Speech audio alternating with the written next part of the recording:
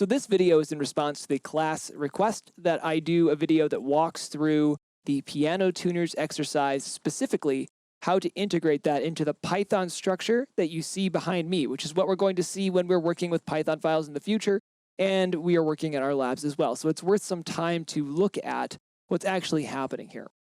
So what we're going to do is we are going to write the estimate piano tuners function first, then we're going to look at this main thing that I've got going on, and then we're going to see if we get the right answer for our first scenario, which is Pittsburgh, which is 300,000. The answer should be 10.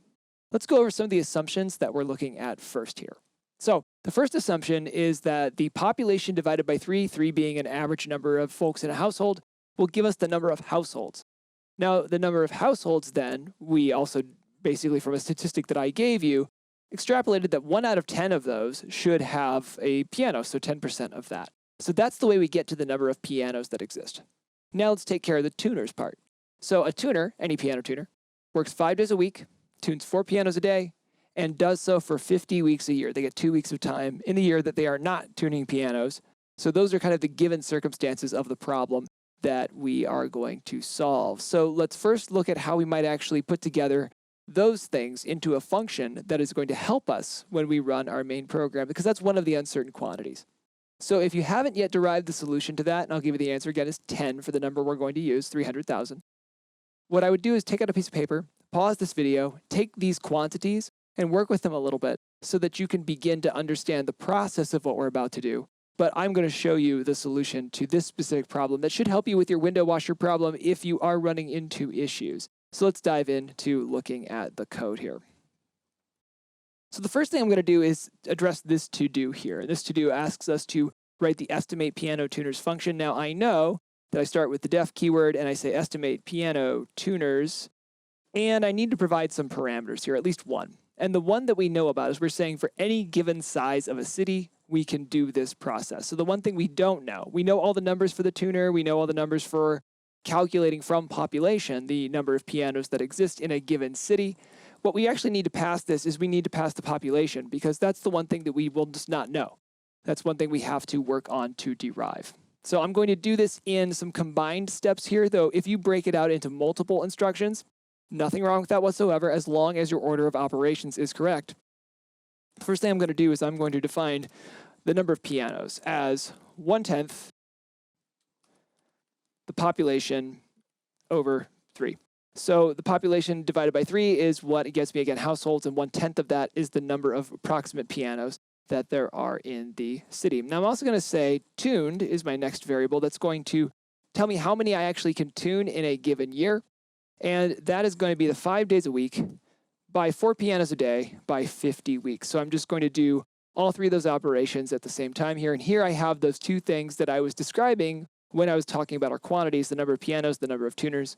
And of course, to get how many pianos a given tuner can kind of like cover in a year to get the number of tuners we actually need, we're going to return the rounded version of pianos over tuned to the 0th place, and I'm actually going to also convert it to an integer, just so that we get a nice round number, because the first calculation, this pianos calculation up top, is going to give us a float because it's by nature doing division.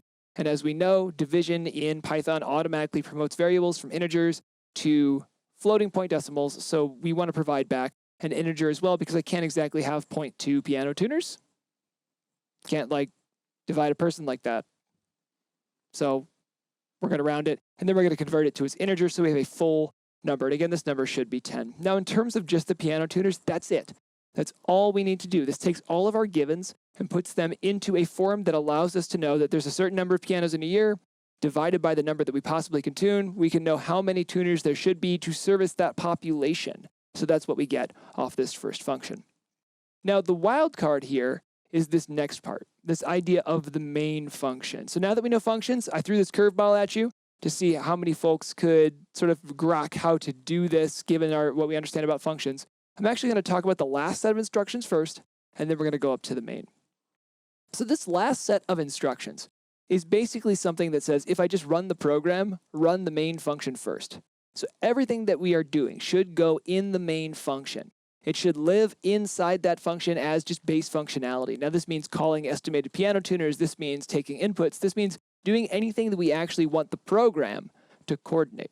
Because the functions themselves are not necessarily core program functionality. They're part of it, but they are not the program itself. So anything that we want to do to process instructions, we normally have been putting these over on the left-hand margin and just been running them as kind of global things. But we're going to put all of these inside a main function so that we can start to practice good Python. And again, this is one of those things I'm just going to tell you is how it is. This is the way that professional Python programming folk do this. And so I want to onboard you to some good habits that you will see if you continue on in your study of computer science or start working on your own. So in the main, we're going to do two things. The problem requires that we ask for the city name, and then it requires that we ask for the population. And I have a print statement down here at the bottom that uses both of those things and gives you variables that you should use for those. So city and estimate is what we want. So let's get the city and population. So city is just going to equal an input, enter a city, name. And population, given that it is a number, I'm going to wrap it in the integer. I'm just going to assume that shortcut that we've seen a few times, enter the population. So that allows us to request from the user some amount of people and some name of a town. The name of the town is superfluous. It just gives us a little bit more coordination, a little color to the problem. Versus the thing we really want is this population number because, again, up top, estimate piano tuners requires it. That's the one thing we do not know. That's the variable to the problem. So that is our most important piece of data. So let's use that. So to use estimated piano tuners as a function that contains one parameter or accepts one parameter, we're going to pass one argument to it, and that argument is the population size. Now here I'm going to say tuners gets the value of estimate piano tuners population. And the reason I do that is because we notice that we can confidently say that estimate piano tuners is a productive function because it has a return statement. That was in the videos for this week. So because it has a return statement, something has to fundamentally get the value of that thing. So I have to get the value of estimated piano tuner or estimate piano tuners, passing them the population, and then it's going to send me back the product of that process that we wrote up top. So if that's true, I should be able to save this. Remember always to save your files. And I'm going to jump over to my terminal and ls just to make sure I'm in the right directory. And we're going to see what happens when I do my work here. So Pittsburgh, 300,000. And I have an issue because I didn't name the variable correctly. So again, watch those print statements closely because they're going to show you something about what we need here. I called it tuners. I actually need to call it estimate, or I need to change estimate to tuners. That's another way that you could solve this. So for those folks that have used different variable names in this problem, which some of you have, you need to change one of the variable names, either the one that you use to get the value of, or the one that's in the print statement. So I shouldn't run into that issue. But notice this is one of those things that we've seen early on called a name error. Read bottom to top. We noticed that the one thing was with estimate here, and it gives us the line where that's a problem. That's how I noticed it. So I'm going to run this again, hopefully error-free.